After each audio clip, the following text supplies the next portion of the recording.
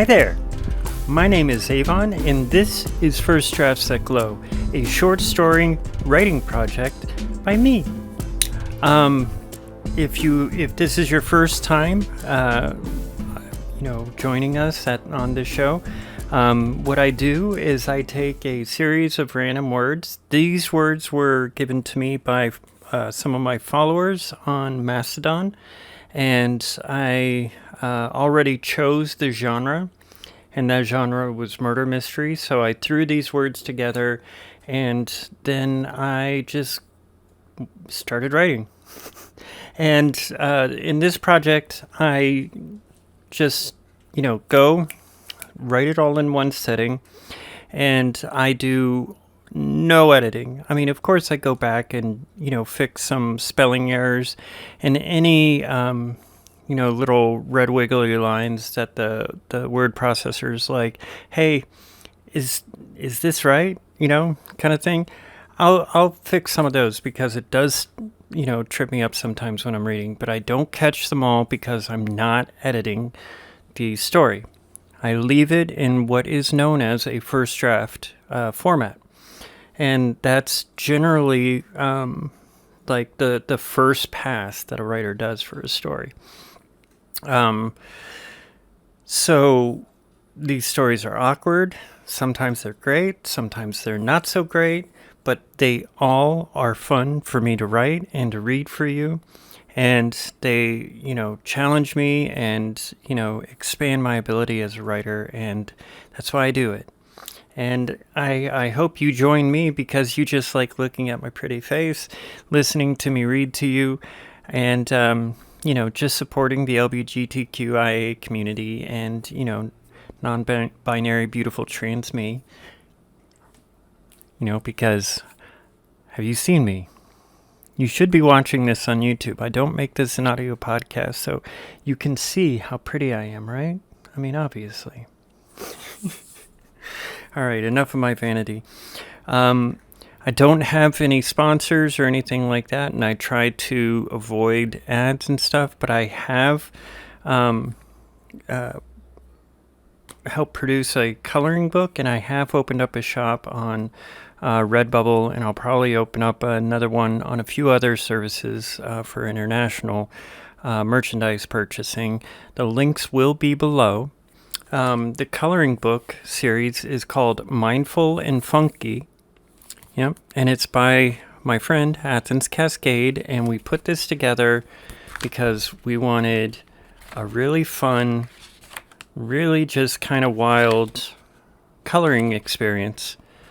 And we so far have 3 books. The first 2 are, pretty much patterns like this.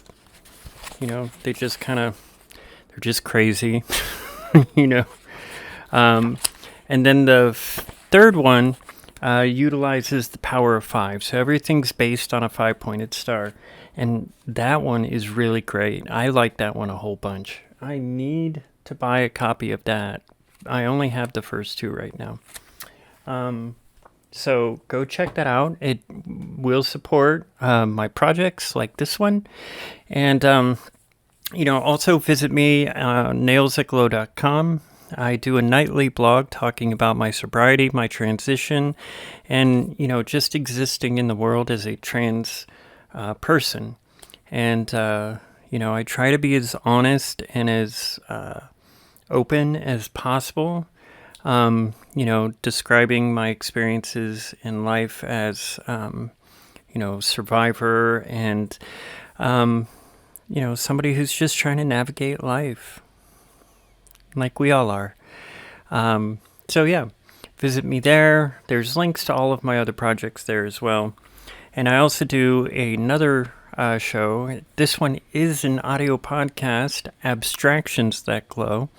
Just do a search for Abstractions That Glow podcast. I distribute it through Spotify. It does show up on a few other services. I don't believe it shows up on Apple yet because I'm not going to create an Apple account. I'm sorry. But anyways, done with all of that. Let's get into the show. So today's episode Um, uh, I love crime shows. Murder She Wrote, Columbo, um, Father Brown, Sister Boniface. you know, I mean, growing up, my mother watched a lot of these shows, and we would always watch PBS, and they would always have the British crime dramas and stuff like that. What's that one called? Midsummer Murders, or I don't know. Anyways, that one's been on for like 30 plus years, and they're just kind of cozy, which sounds weird. A TV show where people generally die. Describing something like that as cozy does seem a bit odd, but they are. You just kind of, fall in love with the personalities, and you find comfort in the familiarity of these characters, and some of them have reoccurring characters that add some depth and drama and stuff like that. Not so much with the 80s and 90s ones, but the ones the past 20 years have done that really, really well. The Father Brown one. If you like crime, murder, drama, like cozy murder mysteries, check out Father Brown. Choice. But yeah. Anyways, so those heavily inspired this story. How they're structured, how the characters are, how the mystery's set up. I will say Glass Onion and Knives Out were not good. They just weren't. The first one gave up the ghost like literally in the first 10 minutes of the movie. And then the second one, it was just so painfully obvious that the big star, Edward Norton, was the guy. And that, the only real thing that I wasn't too sure on was the Janelle Monáe character. And I was wondering why she was acting so stilted. And I was thinking it was, maybe she's just not a good actress. But then they did the reveal that, she's playing her sister. So, yeah. I'm going to get some hate comments on that. Let's see. All right. Sorry, I had to adjust something there. Last week's was a Victorian alternate history piece. I really like that. I hope you enjoyed it. I do think I need to revisit some historical drama, some alternate history stuff. I need to really kind of tighten up, the story that I'm telling there. But anyways, you didn't come here to listen to me just prattle on and on. Well, actually you did, because that's what the story is like. But not really. The one thing I did differently with this story that I don't normally do for stories is I named my characters before I started. And I did this mainly so when I decided who the victims would be and who the murderer or murderers would be, that, I would keep a consistency there. So as I wrote the names down, as I developed their characters, I took mental notes as I went, but I didn't take any other real notes outside of that. So yeah, let's get into this, because that's what we're here for. That's what we're here for. That's why you're here. This story is called Spectacular Tick, a First Drafts That Glow story by me. All right.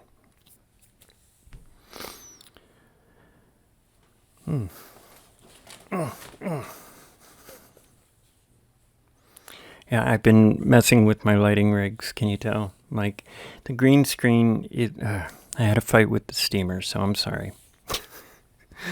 All right. Okay, here we go. You ready? Yeah, you're ready. You ready? You ready? You ready? You're ready. All right. The car trip from the private airfield was uncomfortable. Rose kept trying to ignore Sam. Sam was one of those guys that insisted that drinking alcohol after a night of drinking alcohol was the best way to avoid a hangover. Ignoring the fact, he emptied his belly twice on the flight and once on the side of the road. Rose just assumed it kept the smell of bile out of his nose. Nadim was sleeping, his face covered by his jacket. Sleep was something Rose wished she had the ability to be friends with today. Sleep was unlikely, as she was unable to sleep sitting up. Paired with the roughness of the gravel road and the Land Rover built before her grandmother, apparently enhancing the bumps, her head kept getting tapped from above as she was a bit taller than the others. The driver was not talkative either. Not that it would matter if he was. The wireless boombox in the passenger seat was at a volume that Rose felt country music need never be played at. And the heat, well, that was not something she was told to expect. The wrong bra, underwear, and jeans were all bad decisions. She would have worn a summer dress, for one. A tropical island, somewhere southeast of the Virgin Islands, some island that had an unfinished resort and a large estate on it. Rose looked it up. It didn't have a proper name that any source agreed on. The resort being built called the island Dream Haven, before it was called Red Beach. The current owner split the difference and called it Red Dream. Unofficially, of course. She tried to find out if there was any infrastructure, internet, phone, or anything. The resort was abandoned in the middle of the 1990s when the owner and half of the builders died during a storm that the area never had seen before or since. The estate was built in the past decade, and no information, not even on the satellite map, and there was no information, not even on the satellite map pictures. That part of the island was covered in a large disk of blur. Rich people be doing rich things, she thinks to herself, as she notices Sam had passed out sitting impossibly straight up, chin trying to bury itself into his chest, and messy spittle dripping out of his mouth as he breathed. Nadim, unmoving under his jacket still. The landscape was a mix of lush and desolate. She could almost see the places the storm cut the island, churning the earth, tearing out trees and bits of buildings. The reach of the ruins of the resort went from the small airstrip about 2 miles inland. They were driving nearly 20 miles from the airstrip, and she was still seeing parts of the building and random items like deck chairs and bar tops. The estate was built on an artificial hill. Rose assumed it was about half a mile at the base. The car slowly drove up a road carved into the side, slowly spiraling up to the massive display of lights above. She could not imagine how much of all of this must have cost. Pulling up to the giant iron gate, the driver tapped a button on the dash. "I got guests. Open up." The gates pulled to the sides, letting more lights come through. Rose winced at the loudness of it all. The silent but loud dance of colors and how quickly they moved gave her memories of clubbing when in college. The light seemed to be loud enough to wake Nadim from under his jacket and Sam to become slightly sober. The car stopped before the front door. Getting out, Rose noticed this space was covered and had doors on either side, like a garage right outside the front door. The driver jumps out and starts taking the luggage off the roof. Sam looks around. "No staff," he burps wetly. "I'm the only one on staff here. You are expected inside. Take your stuff. I have fishing to go do."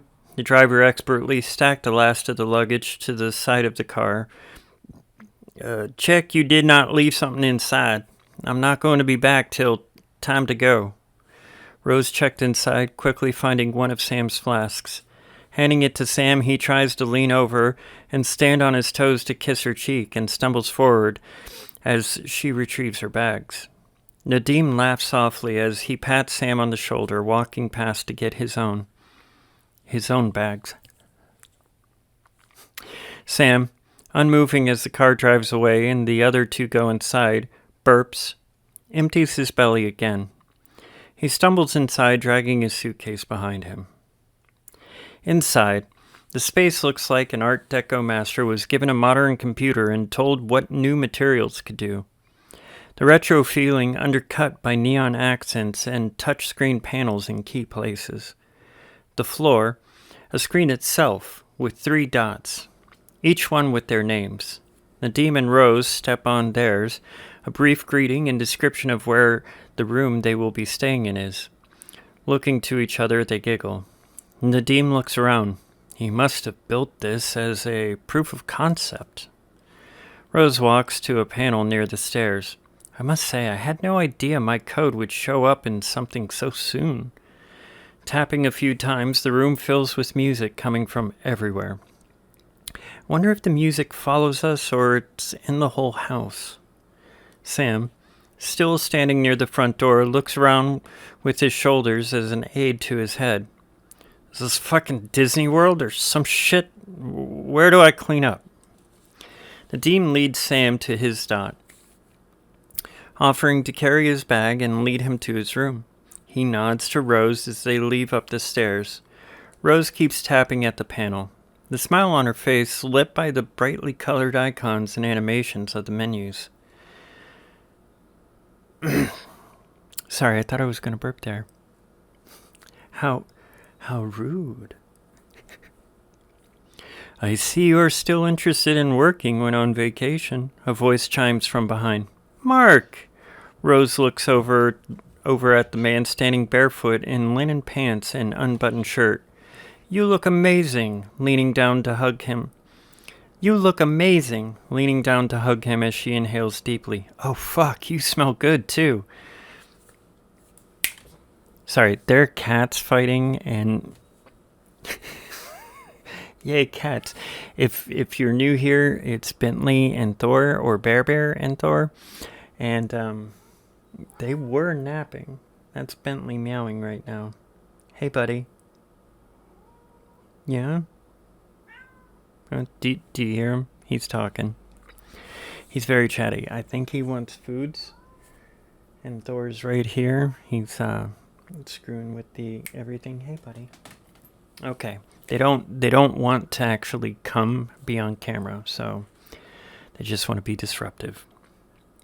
All right, so Rose just said how good her friend smelled, because, a guy smelling good is great, right? I mean, good smelling men. All right. All right. These cats, they're so cute. All right. Hey now, he says. My girl will kill us both if she thinks we are being too friendly. A large smile on his face showing teeth. Give me a kiss, and let's go to the sitting room, unless you need to go to your room first. Giving him a peck on the lips, Rose stands and stretches out. Nah, I could use a nice spiced tea or fruit smoothie. Awesome. I suppose Nadim took Sam upstairs? You know it. His depression seems to be feeding his addiction, and that feeding his depression. Her voice going somber. I wish he would have come to rehab with me. We can't all work on the same schedule, Mark says. She nods. She nods as Mark leads her down the central hall into a large room filled with paintings, screens showing a rotation of images, and short videos. An arrangement of chairs and sofas making an irregular horseshoe in front of a fireplace, tall and deep enough to roast a pig, and then some.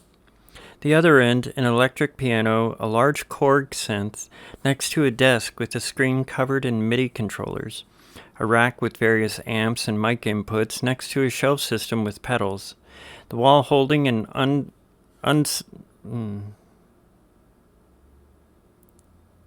What did I write here? Oh. That's why we're here. The wall holding an unsubtle number of guitars and basses. The opposite wall to where they enter entirely glass. One piece, as far as Rose can tell. Occasionally, cherry blossoms or raindrops filling the entire window. Holy fuck, Mark.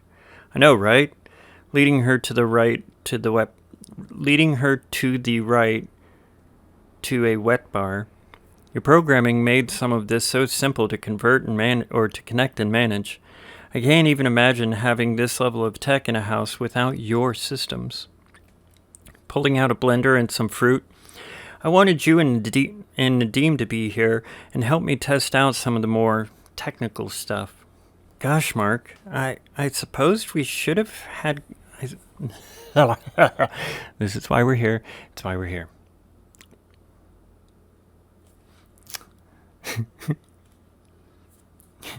God damn. Gosh, Mark, I suppose we should have gotten married. A slight laugh as Rose reaches for a grape on the countertop. We both know that would have been a train wreck, Mark says, holding one finger up, turning on the blender. Besides, I've never seen you happier than you are now. You're simply radiant. Flirt, Rose says, blushing. Yep, it gets me in the right trouble at times. Winking, he hands Rose the glass with the fat metal straw. Piper loves you too. Loves you to tears, you know. She would not mind if you came to live with us. Mark, I don't share. That is a you lifestyle. I have zero chill with that kind of thing. I know. Piper said I should mention it at least once. Well, can we not? Rose frowns. No worries. Piper misses you hanging out on the weekends. She needs less masculine energy, she says. Holding up a martini, he smiles, clinking his glass to Rose's. I don't think she likes that I hang out with guys more these days. I wonder why, Rose smiles, sipping through her straw, looking away. Hey now. Mark stands as tall as his 5'5" frame allows. She knows what she was buying when we got married. She knew what she was buying when we got married. Looking back, still smiling, Rose takes a deep breath. That is the problem with folks like us, isn't it? What is? He says. We changed so much from the first years of our transition with hormones and expression. I've lost friends, and some of my on-again, off-again hookups are dead air and ghosts to me. A large pull through the straw. I didn't expect it either until it happened. It's just a fact of our world. I was hoping, I guess. Looking down, swirling his martini, Mark sighs. Still, I know she loves me. We're strong. She's just more critical since the project got closer to this stage. He pauses, sees something in Rose's face.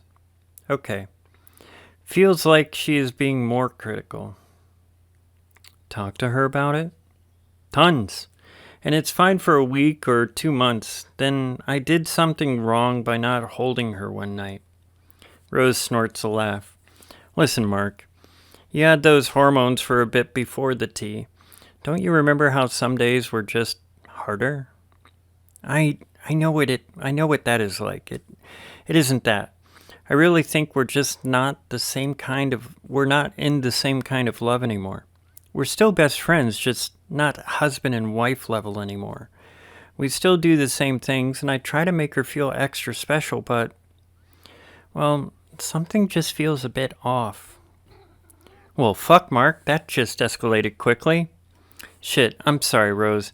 It had just been me and Piper on this island for a few months, and Ash just showed up last week. They are her friend more. I just haven't had someone to talk to. Is this the part where you explain why there's no internet or phone service? Because I am going to ask why you didn't just fucking call me, you prick. Yeah, well, the satellite's not going to be here until next month. We are trying to work out a cell tower deal, but that's a longer process than I expected. But we do have an intranet to communicate, and I have servers filled with more media than any of us can consume in a decade. Well, okay. We will have to go for some long walks and talk about that mess in your head, Rose says. Deal. Thanks, Rose. Anytime, Mark. Just as they finish their conversation, they are both drawn to the sound of a dull thud. Just outside of the room's door, they see Sam face down, lifting one arm up. I didn't manage to tie my shoes properly. I tripped. I'm not as wasted as you may think, but I really wish to remedy that. Mark and Rose help him and sit him in one of the armchairs next to the cold fireplace. Sam looks around with blurry, tearful eyes. Oh, fuck, this is intense. Looking around a few more times, then falling into a snore. Mark walks up to him. Yeah, he's out. Should we move him, you think? Looking over the back of the chair. No, let him sleep. If you have a sports drink or something, we can put it next to him, and it would be best to move the rug and get a pail for him. Mark starts to roll up the carpet. He's getting much worse than I expected. Nadim comes in with a booming clap that resonates in the room. Yeah, he is a mess. I tried to get him to take a shower and lay down. He wasn't having any of that. Washed his face, had me help him change his clothes, and then he came down here. Noticing the bar, Nadim does a slight dance to it. What do you have back here? Still dry yourself? Mark asks. Nah, my dad keeps chastising me, but I like to drink sometimes. I'm looking for a Merlot, or I would even be good with a cognac. Mark walks over. Under the lip of the counter behind you, press the button. The wall behind the bar opens, showing a wall of bottles with a mirror backing, each shelf softly glowing a pale white. My man! Grabbing a bottle, flipping a glass onto the bar with glee. So, Nadim says, where's Piper and Ash? Mark tilts his head. How did you know Ash was here? Oh, they called me before getting on a private plane. I assumed if you brought us here, this is where they were coming as well. Well, they're on the beach still, I suppose. They did get here hours before Piper and I even. Nadim coughs in that way to get attention. You, have a solid thing with them now? Rose opens her eyes wider. Well, this is news. Are they a core part of your and Piper's lives now? Looking down and then at everyone's face, Mark looks out the window. The sun is just now setting. I'm sure they were trying to get the most out of the sun. Nadim sips from his bulbous glass, then looks at the fluid inside, swishing it around. Damn, Mark, you stock this proper. You also avoid questions really well. I can't talk about our relationship right now. Piper hates gossip. As for the alcohol, Piper did that on the advice of someone that works for her dad. I know less about alcohol quality than I do about combustion engines. Nadim laughs. Didn't you destroy your car by putting window washer fluid where oil was supposed to go? Blushing brightly, Mark says meekly, Yes, but it was already old. Nadim, Rose, and Mark laugh for a moment as they tap glasses together. After a few drinks, they're all playing with the instruments. Rose at the computer with a beat pad, Nadim fingering a bass, and Mark at the chord. After a few rough starts, they begin to make a lo-fi beat they all fall into. Not long until they noticed Ash and Piper silently watching, swaying. Rose drops the beat pad on the desk. Piper! Ash! Shuffling a run to the slim frames, engulfing them both in her arms. Oh, you guys. Hi, Rose, they both say. Stepping back after kisses, they all look each other over. Piper, a deep tan and raven hair, wearing a bikini top and sport shorts, standing a majestic 5'3". Ash, a light tan, light brown hair, and blue eyes, wearing a crop top and board shorts. Piper, this is all amazing, Rose says, waving around the house. Wait until you see your room. I saw your bags in the main hall. I took them upstairs for you as we went up. Her eyes shift to Mark, looking down quickly as she catches his gaze. Ash and I were quite happy to listen to you guys play for as long as you wanted.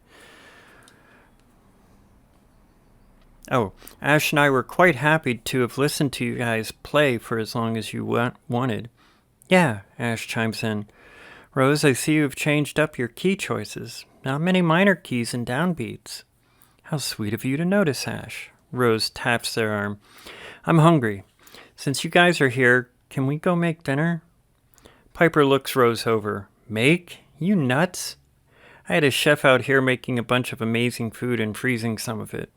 And some we just toss in the oven for 30 or so minutes. Nadim walks over as if in a ballet. Oh, how we peasants do not understand the opulence of Her Majesty's household. You can it, Nana. Piper narrows her eyes at him. At the dinner table, in the spacious kitchen, they all of them, except for Sam, sit around a glass table. 2 large pizzas and 3 2-liters of cola contrast against the dishes and flatware with gold accents. They all hum with conversation of college days and who knew what about who from that time the others might not have known. After a few burps and a slowdown in conversation, Ash looks around. Who wants to play? Resting their eyes on Rose. Nadim waves his hand. I need to sleep. He glances at Piper with a slight smirk. Quickly, Mark kisses Piper. If you want to play with Piper, I'm game. Ash catches Rose's eyes. What about you, beautiful? Care to play? Rose blushing. No, we talked about this, Ash. I'm not into that anymore. Oh yeah, pouting. Ash takes Piper's hand and rushes off. Mark spreads his arms wide. Well, Rose and Nadim, I will check on Sam and then retire for the night. If you need anything, the panels in the rooms have a directory of supplies, and the intercom system is audio only to each room with a mechanical connection button. They raise their soda glasses up and nod, both saying good night to Mark. Rose stands. Well, I'm going to go to bed as well. All of you sleep well. Same to you, sweet one, Mark says. Rose had to check a panel to find her room. Walking upstairs and felt a bit dizzy. The long flight followed by the excitement must have drained her, she thinks. At her door, a key card in the handle, she slides it out and then back in, and the room unlocks. She yawns as she opens the door. A chilling scream fills her ears, waking her up instantly. Moving quickly to the door down the hall, she thinks the yell came from, moving quickly to the door down the hall, she thinks the yell came from.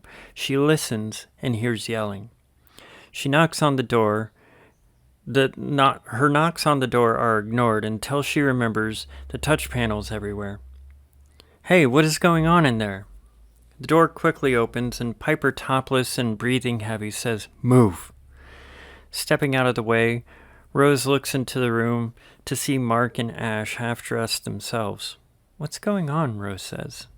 Mark, turning more red, rushes the door. None of your business. Then slams the door. Looking up and down the hall, Rose can't see Piper. She heads around the corner. She thinks she saw her turn out of the corner of her eye and sees her enter a room. The panel displays Do Not Disturb in bold red letters. Tapping on the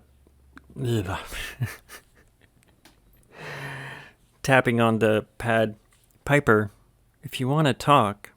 A thud at the door, followed by a crash of breaking glass against it, and Rose decides it's best to go to her room. As she enters her room, she sees Sam enter the room next to Mark's. The next morning, Rose notices she slept hard. The sun blazed through the cracks in the curtain, making her cover her face. A panel near the room door lights up. Mark's voice comes out. Morning, everyone. Breakfast is some kind of vegan thing I can't pronounce. See you in 10. Rose rolls out of the bed, does the face, teeth, empty rotation before throwing on a linen jumpsuit, finds her beach shoes, and decides to hold off on bringing up what went on last night. In the kitchen, Mark is pulling things out of the oven and arranging them on plates. Nadim and Sam chatting at the table softly. No Ash, no Piper. She decides this must be a result of last night. Mark sets food on the table, brings a stack of plates and flatware. Finally, setting a large carafe of coffee in the center of the table. He nods to everyone to dig in. An uncomfortable few moments of silence pass before Mark says, Listen, Rose, I'm sorry about last night. Sorry to you guys as well. I'm sure that was not the energy you wanted. Sam looks up. What'd I miss? Nadim laughs. There was drama. I'm sure it wasn't that serious. Everyone looks to Rose. She notices nearly choking on a sip of coffee. Oh, I just hope everyone is able to work it out. Mark looks down into the sides. It was bad. Really bad. Ash was supposed to share the room with us, but last night, I went to my own room. Sam burps. Fuck. I should stay sober for this. Ash told Piper they wanted me to themselves. Piper asked me if I wanted that, and I hesitated. Nadim and Rose glance at each other. Mark continues. Piper got so mad. I've never seen her so mad. She threatened to kill Ash. Mark, Rose says softly. She wasn't mad. She was hurt. You might be right. I just have no idea what to do. Go talk to Piper. Let her understand how you feel. I know things are unsure. Fuck, life is chaotic enough. Rose looks to Nadim. He nods with approval. Piper and you will figure this out. I know it. Nadim and I will go get Ash. That will give you some space. Thanks, guys, Mark says, filling up an extra large mug with coffee. I'm going to go to her now. Sam perks up. Wait, what just happened? Nadim smacks him in his arms. Sam, you need to sober up, man. You blacked out there for a few. Nadim and Rose head up the stairs with somber energy. Neither speaking, just clutching coffee mugs. Nadim with an extra one for Ash. At the top of the stairs, they run into Piper. Hey, guys. Where's Mark and Ash? Nadim looks at Rose. We thought he was with you. He said he was coming up here to talk to you. We were going to get Ash and take them downstairs. Piper looks to Rose and she nods. He didn't come to my room. I just heard an intercom alert for breakfast. Rose scrunches up her face. That was a bit ago. He made that announcement. Sorry. An alert on the computer screen.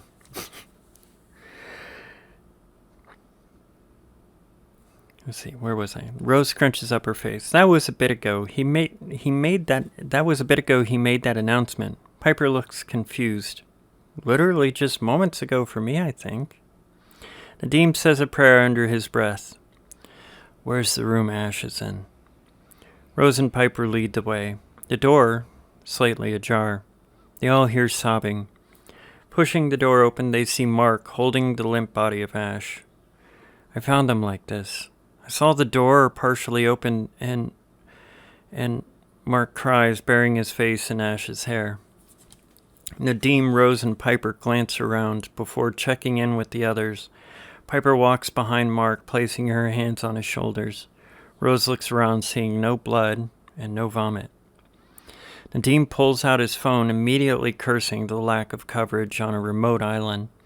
Mark cries for a few moments before noticing it is Piper comforting him. You did this, he yells. You! How could you? Piper steps back. What are you talking about? I love them as much as you did. Mark pushes Piper back with one hand while still cradling Ash. You said you wanted to kill them. I was upset, you twit. We never went solo with anyone. It was us or nothing. I didn't get a chance to answer you, Mark says, turning fully to hold Ash.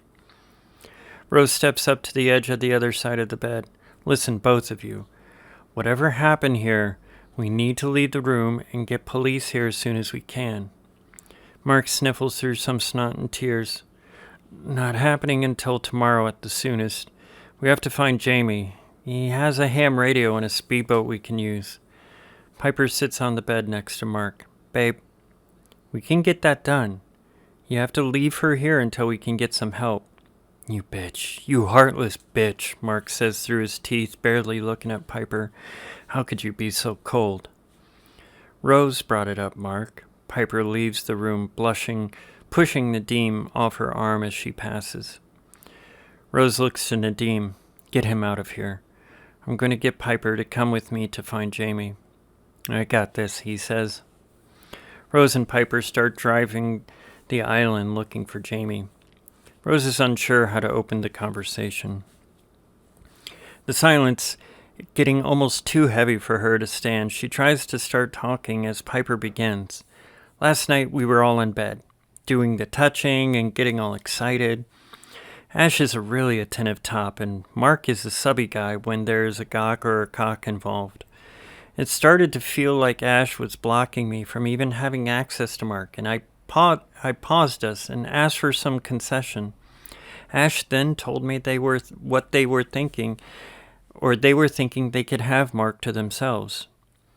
You know what that feels like. So I used the safe word and demanded that Mark resolve this. He just froze. He's never frozen like that before. That felt like an answer.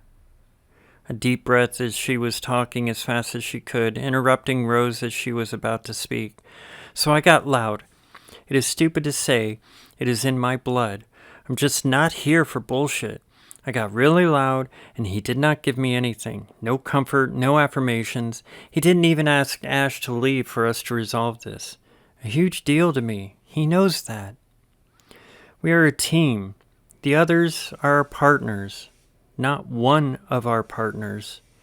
Piper inhales again and starts to speak with nothing but a sob as a result. Rose waits for a moment. Piper, I'm sorry. I've known Mark a long time, and I know sometimes he can be truly insensitive. I know he loves you, and, well, she trails off. Well, Piper says. Well, he did say something about how he felt you were pulling away. I think he might have just gotten up inside his own head about you and him.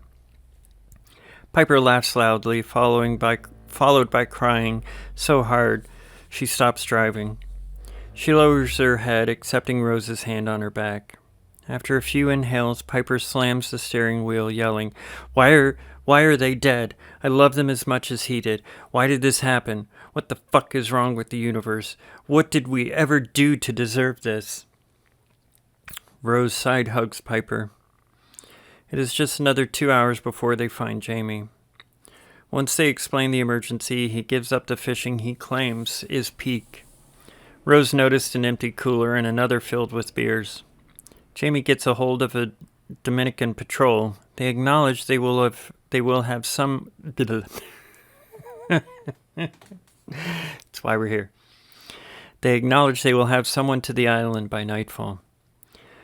Jamie offers to come to the estate and is relieved when he is told he can go back to fishing.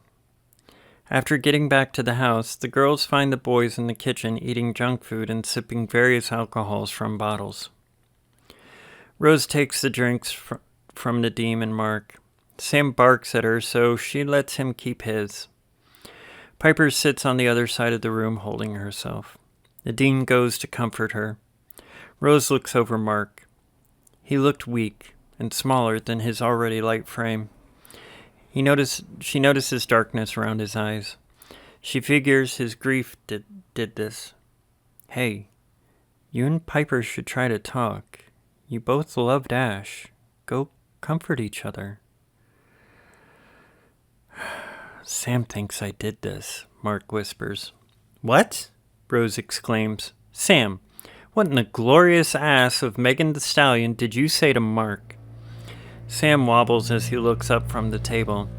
All I said is that it was strange. He said he was going to see Piper, and she didn't see him, but he was found in the room with Ash. Nadim rushes over to Sam. Listen, you junkie waste.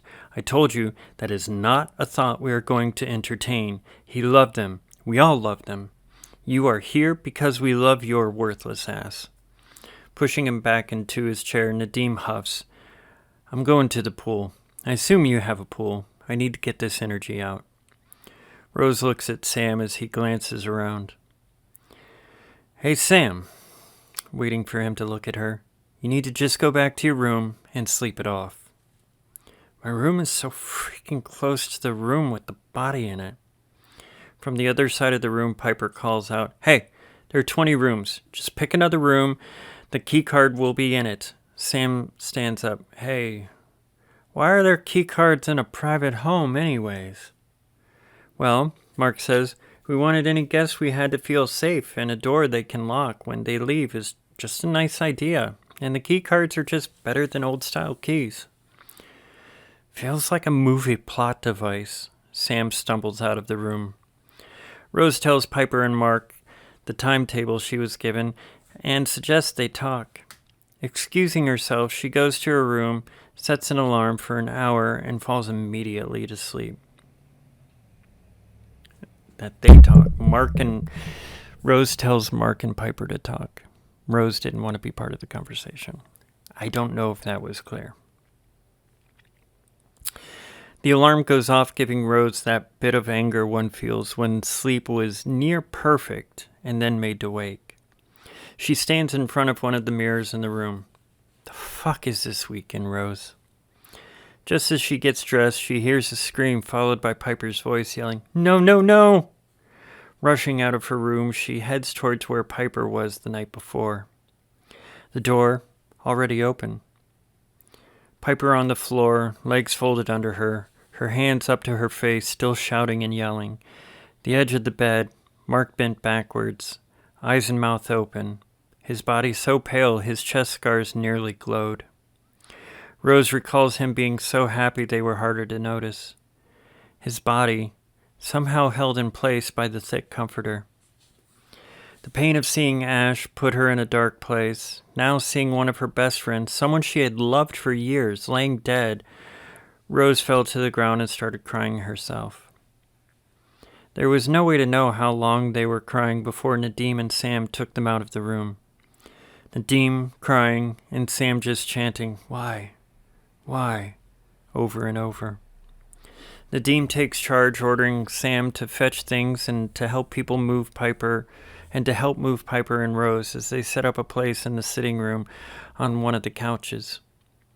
Rose notices Sam behaving a bit clearer and Nadim softly crying and sniffling with tears.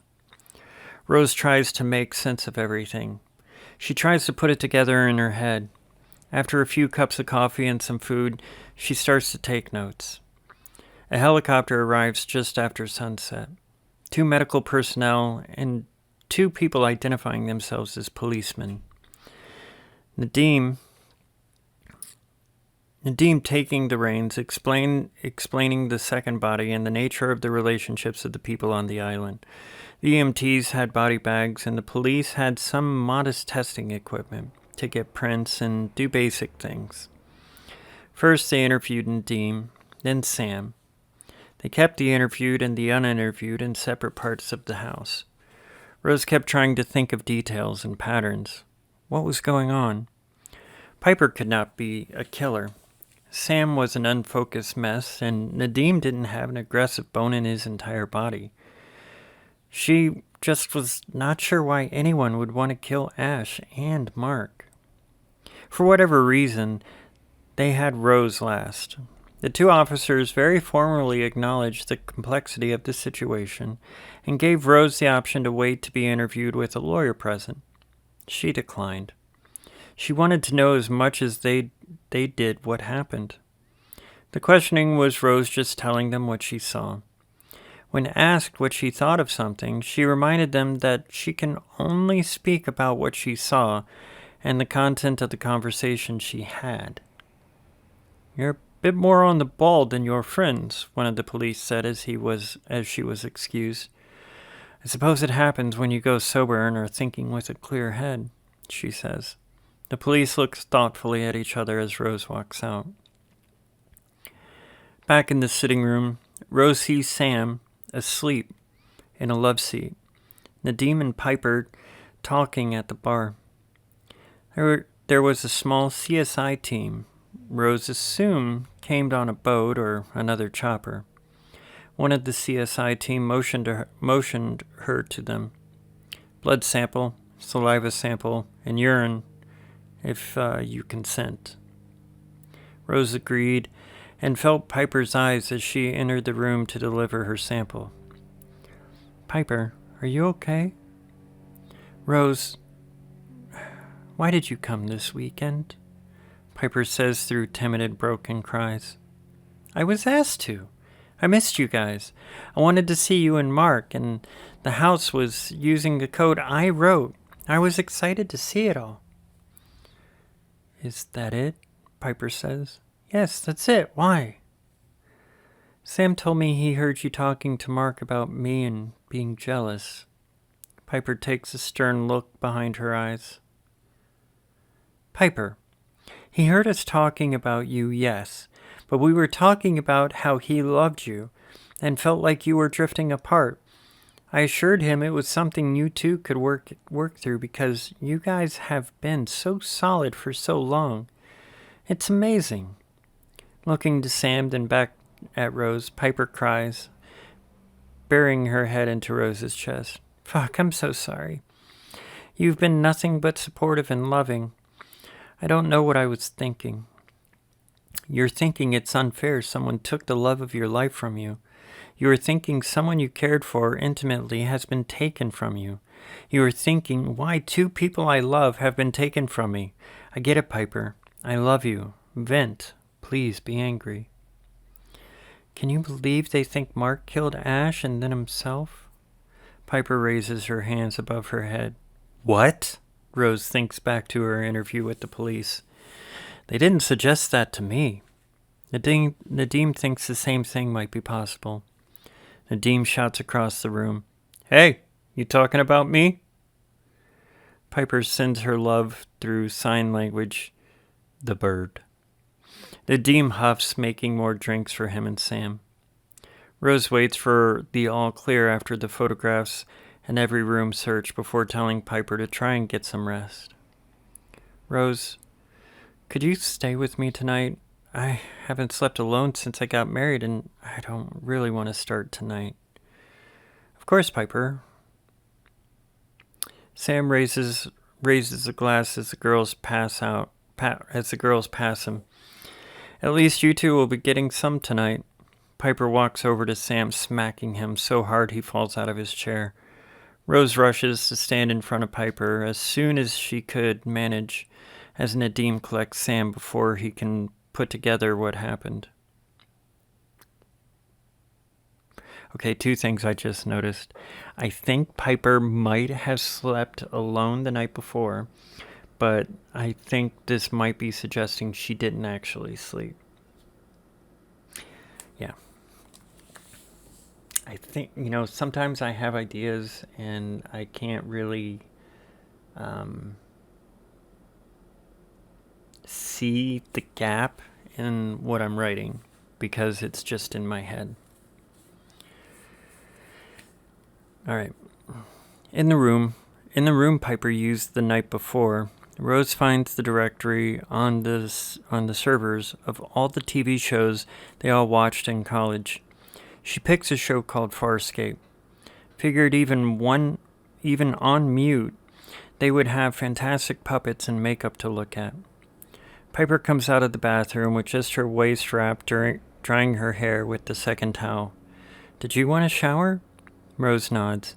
Yeah, but I'm going to take a bath if that's okay. We can talk still if you want. I just feel like today is deep in my pores. Yeah, that's cool. The mini fridge has some soda and juice. Do you want some? As she is undressing, Rose stops and pokes her head up. There are mini fridges in the bedrooms? This really does feel more like a hotel every moment. Piper smiles. Yeah, I told Mark that. He designed the final bits of this place at the height of the pandemic. He wanted to make sure, if it came down to it, the people here could be... fuck. Rose wraps a towel around herself, goes into the room, and hugs Piper. I know, girl. He was always worried about people being and feeling safe. The night continues with them getting a sugar rush and reminiscing about when they all met and how much they have all changed. Falling asleep as one of the characters in the TV show says something that Rose's mind clings to. A clone of a main character asks the other version of himself a question. John Crichton asks John Crichton if John Crichton loves Aaron Soon. Rose clings to this as the show plays in her dreams. Waking up with Piper, Rose wakes up with Piper, little spooned, and holding her own legs close to herself on her side. Rose slowly moves her arm from under Piper and collects her thoughts. She tries to review everything that happened. She moves the parts around in her head and nothing clicks. None of them had opportunity except for Piper, and she could not believe that as an option. The most obvious is often true, she mumbles to herself. She slips out of the room, gets some coffee. No one else was awake, and she felt relieved. She couldn't deal with Sam or Nadim right now. Why did boys have to get so weird at times like this? Her first sip almost became a burn on her chest as Jamie popped up outside of the kitchen window. He motions her to the door. I got word from the police. They want to know if anyone here used needles, and if so, what they were used for. Jamie opens a notepad. May I? Rose reaches for the pad. She writes a message down, tears off a page. Take me to the radio. Jamie drives his three-wheeler as if he was running from a fire. Rose thinks a few times she might die before they end up at his radio shack. Inside, Jamie turns a few dials, barks into the mic, then motions to Rose. This is Rose. Ah, yes, we have a few questions if you could help. Of course.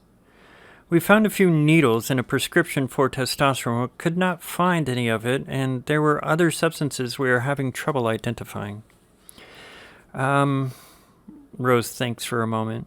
Rose was on a weekly injection dose of testosterone. I don't think anyone else in the house required anything like that. I take pills, not injections, and I know Piper has antidepressants. It was nothing like that. The person identified as Ash had a prescription for Xanax. Did you see them pass this out or consume any of it in your presence? No, sir. Okay. We do have to ask if you know of Mark using drugs other than THC and alcohol. I know he used poppers sometimes, but that's only sometimes. Rose pauses. Did you find any injection site on Mark outside of his thighs? Is that relevant? The police detective said. Rose smiles. I will say he only ever injected in that area. If he found another site, then it wasn't him that did that. The police must have turned around, keeping the radio button active. Rose heard them say, Hey, where was that second injection site? A few moments. Bottom of his foot? Voice directed back into the microphone. We can't confirm or deny. We're just trying to make sense of what we have right now. Okay, I hope I helped. Rose turns to Jamie. How fast can we get to the house? Not long after, Rose rushes into the house, running to the room Mark died in. At the foot of the bed and the carpet, she moves her shoe back and forth slowly. After a few moments go by, and Piper shows up in the door. What's going on, Rose? Why are you in here? Rose pauses, picks something up, dropping it into her shoe quietly. Gather everyone in the common room. I think I have an answer. Sam and Nadim were already day drunk on mimosas and whiskey shots. Rose sits them all down. Okay, just to be sure. Ash got here before everyone else, right? Piper nods. Nadim recalls that being a point that stuck in his head, that Piper and Mark had a third that was solid. Rose walks slowly back and forth. So, here's what I'm thinking. I don't know why I wrote that about Nadim, but anyways. Rose walks back and forth slightly. So, here's what I'm thinking. Ash wanted Mark to themselves, so the only way to do this was to get Piper out of the picture. Sam stands up. No fucking way would Ash kill anyone. You're right, says Rose. I think something went wrong, and they accidentally killed themselves and Mark. Rose claps. Piper looks around. This is macabre, even for you, Rose. Nadim nods and walks to the bar, pulling a bottle of black spiced rum. Hear me out, Rose says. We all went through a serious drug problem. All of us. Looking to Sam, some of us are still in denial, but doing a little better. Sam scoffs, waving for some of the rum in his glass. She continues, I think Ash got here and set up a few things that was intended to make it look like they were dying. Not die. I think they just misjudged the dose and died before they knew what was happening. Then dropped the delivery instrument in the carpet, and Mark stepped on it and died as well. Piper looked up. Wait a minute. Mark said something about Mark said something about not being able to find his injection kit a day after we got here. Rose claps again. Listen, I'm not a Poirot or Marple or anything, but I think Ash got a hold of a neurotoxin and intended to get hospitalized to ensnare Mark. The Dean makes a thudding sound. Pretty convoluted, even for Ash. Rose nods. That's why I think it makes sense. They had a romantic view of the world, and them getting here early and putting Mark in that kind of place where he would freeze. It's all classic manipulation. Piper here even got snared. I think she was drugging us all. Did you not notice how heavy we slept? Standing quickly, Nadim shouts, fucking... Well, they're dead, so... Damn. But what? Rose looks everyone in the eyes. I just don't want any of us to think the others are able to kill. Ash was obsessed with Mark, and it went wrong. I will bet my life we all have benzos in our blood, and neurotoxins were found in Mark and Ash. But what if you're wrong, Rose? What then? Piper looks down, making her voice fade. The detectives are on their way. How do you know? Sam manages to ask without slurring. I went to talk to them, and they were trying to get details, and I came back looking for a needle. Holding up her shoe over a small table, turning it upside down, I just found this in Mark's room in the floor. I'm willing to bet both Mark's and Ash's blood is on it, as well as the poison. Nadim looks at everyone. So, an accidental murder-suicide? That happened in reverse? Rose nods. Yep. There was even glass at the foot of the bed in small fragments. Sam stands, sits back down, and stands again. This is a bullshit story. Nobody's going to believe it. A few days later, Rose is sitting in an interrogation room. The light above her is about to die, flickering. The table smelled of bleach, and the floor was slightly sticky. She looks up at the camera. Hey, can I have a room that did not have someone pee in it recently? A moment later, the door opens. A woman in slacks and a gray t-shirt with a badge hanging around her neck waves her out. Okay, smartass, let's talk. Sitting in a proper office, Rose reads the nameplate. Detective Hernandez. Okay, Rose. Not only did you fill some of the details before we could figure them out, but you did it with a minimum of information. Why should I believe that you're not involved somehow? Smiling, Rose says, Have you ever watched Murder, She Wrote? What do you think? I really like this. Now, I know the solve was a bit of a rush. And if I went back to write it, there would be a few more details in there. But in my mind, the stress lover angle always kind of works out for like a good murder mystery, and a murder suicide is not unique per se. But I think sometimes you can give it a bit of a twist. And I think, a third in a polyam relationship deciding that they wanted one of the, primaries to themselves, trying to come up with a way to, emotionally manipulate them. As some of people who, are deep in drug culture sometimes think they know how to do dosing and stuff like that. So I just thought maybe Ash felt that they could, survive doing this, and, they probably dropped the needle at the foot of the bed and Mark kneeled on it or something, or stepped on it and then died. Yeah. Anyways, I really like that story. I think I do need to revisit murder mysteries. I think there's some work I can do on murder mysteries. I do feel confident in the character development. And yeah, I just really like this story. And I also like that we had a bunch of trans, non-binary, and that wasn't their character, but it informed how their characters interacted. And I felt gave them some history.